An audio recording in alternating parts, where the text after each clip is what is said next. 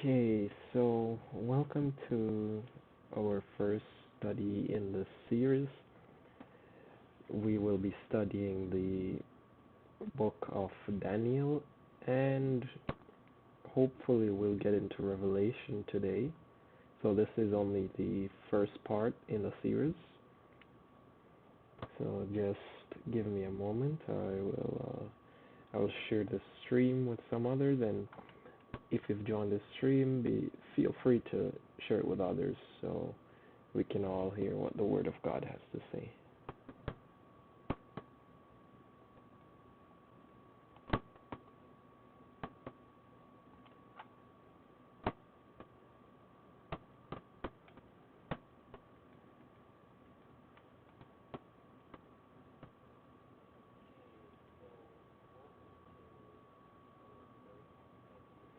Okay, so I gotta lower my camera quality. I'm looking at it here. It's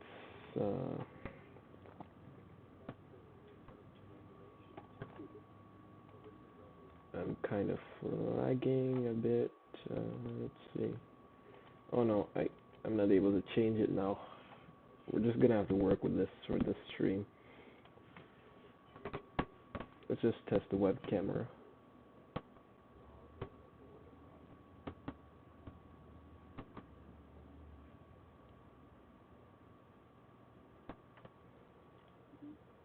The web camera just shut off on me. Okay. This is my first time using this web camera. I haven't used it on my phone. I'm here using it on my phone.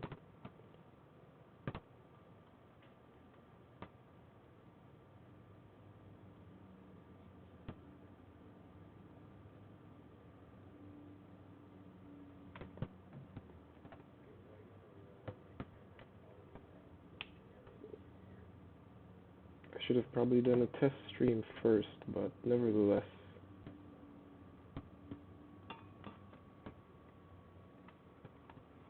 We're back up and running on the webcam.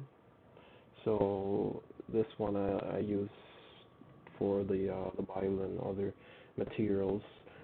I could use a study guide for this lesson, but we'll just do it like this now.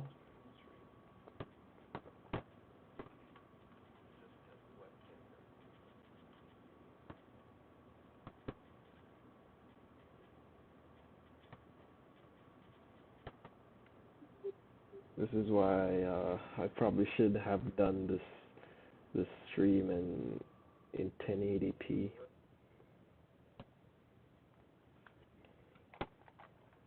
Okay. I also can pull up. I have these Bible apps right now. There's one called eSword, so I can use this one. That way I can pull up the Strong's Concordance. I may have to take off the face camera or maybe the web camera, one of them, so that I don't have to lag.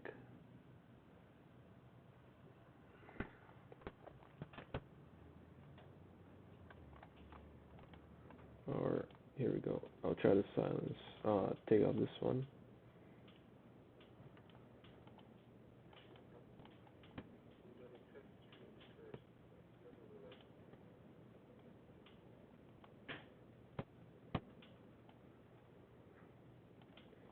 And now this general.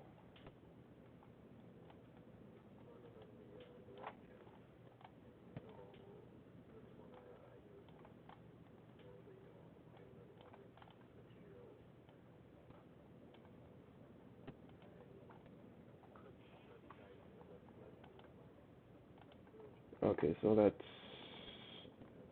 not. We're gonna. I'll just work with this for now.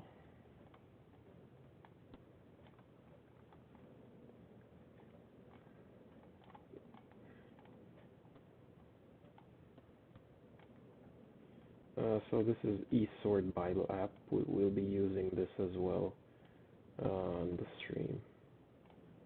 I prefer to use my actual Bible. I don't really like doing with this. So I'm just going to share the link to different,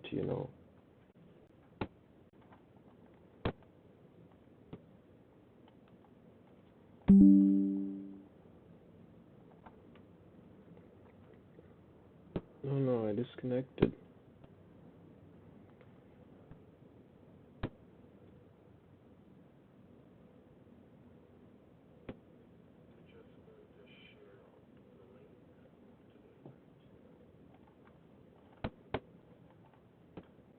Alright, my webcam got shut down, so we're gonna have to do this.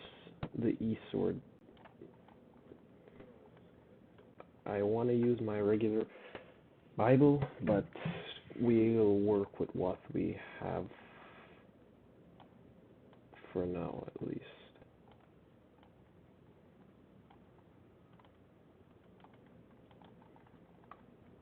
Okay,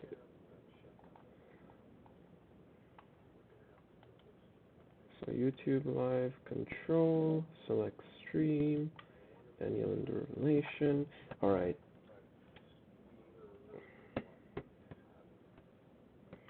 so we will be starting in Daniel chapter 1. I advise you to get your physical Bible. Please don't rely on my online Bible, or it's not really online, it's an offline version, but my Bible on here. I recommend relying on the Bible that you can have in your hand. This is the Bible, okay?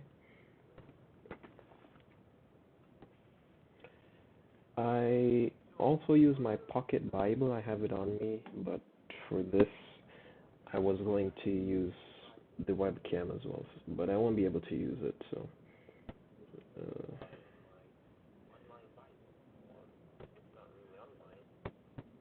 So let's stream some shares and see where we go from there.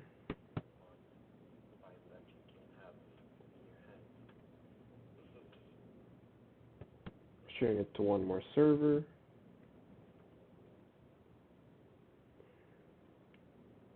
Alright, so Daniel chapter 1, verse 1, starting with verse 1. And the third year of the reign of Jehoiakim, king of Judah, came Nebuchadnezzar, king of Babylon, unto Jerusalem, and besieged it. And the Lord gave Jehoiakim, king of Judah, into his hand, with part of the vessels of the house of God, which he carried into the land of Shinar to the house of his God, and brought the vessels into the treasure house of his God. And the king spake unto Ashpenaz, the master of eunuchs, that he should bring certain of the children of Israel, and of the king's seed, and of the princes, children in whom was no blemish, but well favored and skillful in all wisdom, and cunning in knowledge, and understanding science, and such as had ability in them to stand in the king's palace, and whom they might teach the learning and the tongue of the Chaldeans, or Chaldeans if you call it that, but it's really Chaldeans, I believe, based off the translation. Now, let us confirm that Daniel chapter 1, starting in, that was verse 4. I just read through those verses. We'll go through them. So, does it have it? Custody. Oh, wait. Oh, it doesn't show it on this one how it does on my phone. It's showing the actual Hebrew, so it's Kasdi or Kasdi, Kasdima. So yeah, so it's Chaldeans. That's where the Kas is from. All right, so let's start from verse 1.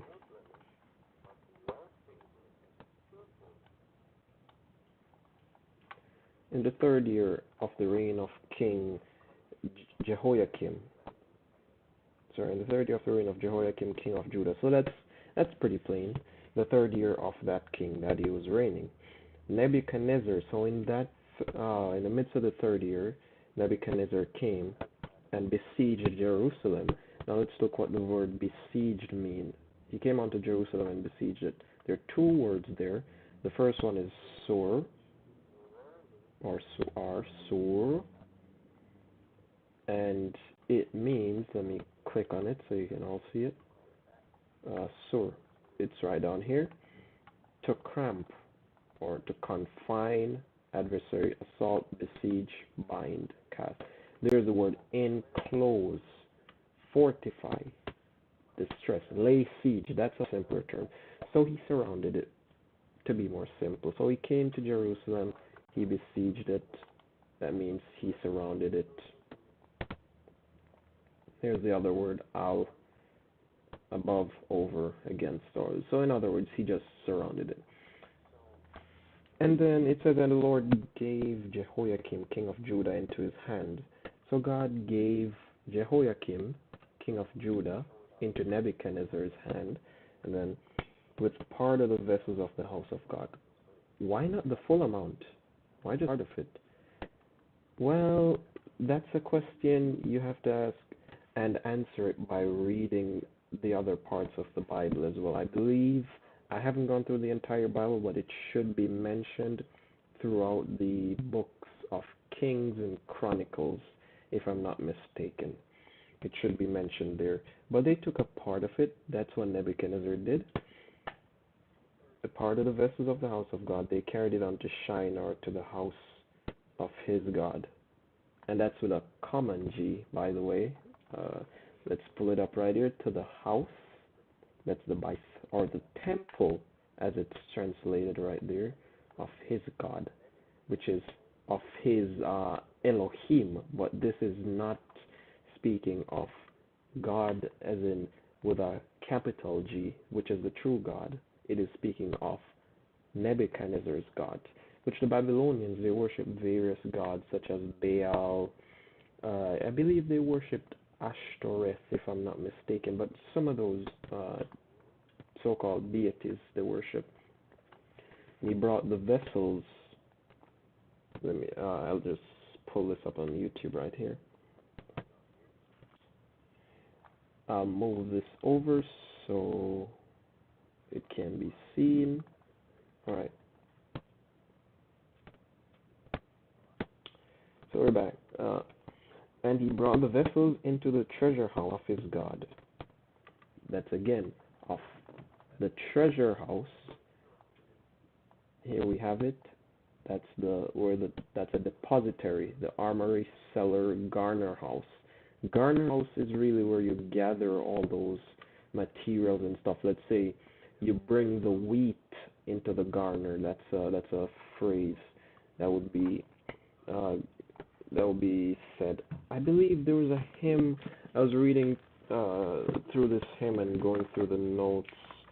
I don't know if I can find it right away. Just give me one moment. It's hymn 3, I think 3 something, 360 something. 367 maybe? Yes. Is it? No. Sorry, not 367. 366. So it speaks about there's a refrain in the song. It goes, where are the reapers? Oh, who will come and share in the glory of the harvest home? Oh, who will help us to garner in the sheaves of the good from the fields of sin? So, pardon my singing. It's not the best, but nevertheless, it said, "Oh, who will help us to garner in?" That means to gather in, the gathering in the sheaves of the good from the fields of sin. So that's used to represent the gathering of those who are saved, who are in the fields, representing the world of sin. That it is talking about. The field of sin is the world of sin, which is this earth. So the garner house would be where they gather into, which in that case would be heaven. They would be gathered into heaven, and of course the new heaven, the new earth afterwards. Now back to what we were looking at, verse 3 of Daniel chapter 1. We're going verse by verse as best as possible and expounding on it using not the commentaries, but we are using this, the Bible, the translations. Maybe here or there we might bring in a few commentaries to kind of expound more, but we'll hold off on that a little bit. It says in verse 3, and the king spake unto Ashpenaz. Ashpenaz. So Ashpenaz, a foreign origin, a Babylonian eunuch. You know, I was reading somewhere in Daniel. I'm not just gonna, not Daniel, in one of the books, I think it's in the Chronicles. I'll just pull up the word eunuchs on my cellular device and see what comes up. So it's EUNUCHS, or eunuch. I'll just put eunuch.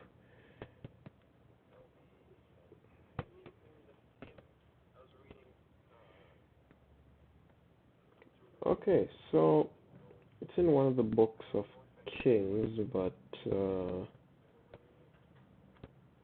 First Kings 19, it's not that one. So if I don't find it, I'll just leave that thought alone, and we'll move on. So Second Kings chapter 20, verse 18. For the sake of this, if someone doesn't have a Bible, I'll pull it up, but I do recommend getting a Bible. If you cannot get a physical copy at the moment, just use one on your cellular device, also called your phone or tablet or laptop, or even if it's your TV or PlayStation or whatever it is.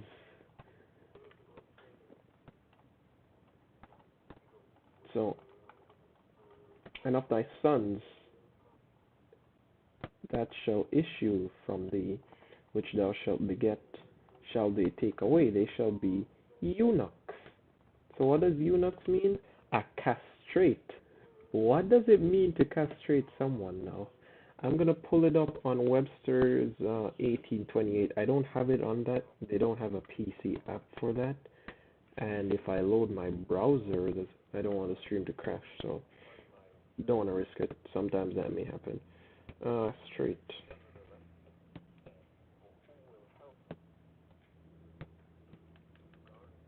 So you can look it up for yourselves. It means to geld, to deprive of. How do I put this in a term suitable? I don't want to. Okay, if you know what this means, yes. Some of you may know what it means. Just look it up. To castrate means to deprive of, or let's put it like this, to emasculate. That's that term. Somebody may know what that means. Just look it up and you'll find it. Okay. Alright, the verse just came in 1 Timothy 6, verse 6 to 8. But godliness with contentment is great gain, for we brought nothing into this world, and it is certain we can carry nothing out, and having food and raiment, let us be therewith. I think that says content afterwards, but we don't have the time to go into it yet. Let us focus on this study. Okay. So a eunuch is someone who was castrated, and they were a minister of the state, chamberlain, eunuch, officer, and so on, in the palace of the king of Babylon in this case right here. Alright, nevertheless, let's jump back to Daniel chapter 1, and we're still in verse 3, I believe. So the Lord gave, and the king spake unto Ashpenaz, the master of his eunuch. That's the ruler of the eunuchs. As you can see, master, the rab, yes, the captain, elder, so on, of his eunuch. that he should bring certain of the children. That word is in italics, meaning it's added, but the reason why it's added is to make a distinction, because of course it's certain of them, it's not all of them. So that's why it is put in italics, but it's not in the original text. So certain of them, okay, so that's what it says right there, many, properly a part of. As we said, a part of them, so that's why they inserted the certainly there. Certain, sorry. Yes, and then we go on. Alright, of the children of Israel and of the king's seed or king's offspring, king's children, descendants, I should say, would be a better term. So right there are three different words. Here it is, child, fruitful seed, currently posterity. That's another word, posterity. So the king's seed, and of the princes. So that word is of a Persian origin, which means most noble, or prince, a grandee. All right, let's go on. Children in whom was no blemish. Why? Because they wanted basically as perfect as they could get. That's what they wanted the people who they were taken into captivity, they wanted them to be. So with no blemish, that means as if passive participle. So they weren't to have any stain, any blemish of physical or moral, physically or in their moral character, I guess they would be saying. So no blemish, no spot, but well favored, bountiful, cheerful, as it says right there in the meaning. Well favored. Okay, so well favored, they would be handsome. Right there, it says, saying their comeliness. That means beauty. Mental vision. They were to be, sharp. Let's say sharp with their vision and so on. Beautiful countenance. That's their appearance. Fair. That's beauty. Favored. Form. That would be, of course, beautiful form or good form, goodly to look upon, basically handsome, pretty, fair, good. All right, we get that. And skillful. What does it mean to be skillful? To have wisdom, understanding, good success, teach, so on. To be able to teach, I should say, to be intelligent, circumspect. So basically, they had to be intelligent. We can summarize it in that. In all. You know what all translates as? All. So in all wisdom, sorry. So in all wisdom, skillful wisdom. And cunning, it means cunning. It can mean in a sense crafty, but let's look at what it says. They would have to have the ability basically to discern, discover, and so on. Let's see, perceive. That means to understand. They had to be men of understanding. So cunning in wisdom, in knowledge, right there. So right, it is knowledge. It's translated, and understanding, science. So they had to understand science. What does that science mean? Intelligence or consciousness, knowledge, science, thought. So science. And such as had. There's another italic word right there. Had ability.